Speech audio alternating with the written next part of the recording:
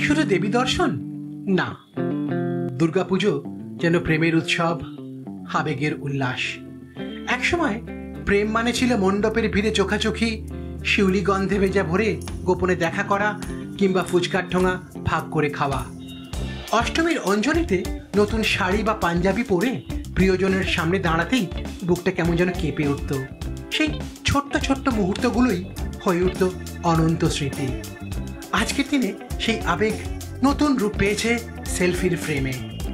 আলোকসজ্জায় ভরা প্যান্ডেলের সামনে হাত ধরে তোলা ছবি, ইনস্টাগ্রামে পোস্ট করা মুহূর্তগুলো, সবকিছুই প্রেমের নতুন ভাষা।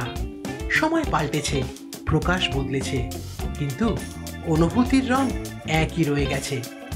দুর্গাপুজোর প্রেম আর সেলফি মিলে যেন প্রতিটি বাঙালির জীবনে তৈরি করে নস্টালজিয়ার অমলিন অ্যালবাম, যা বছরের পর বছর হৃদয়ে বাজতে থাকে উৎসবের ঢাকের সুরের মতো।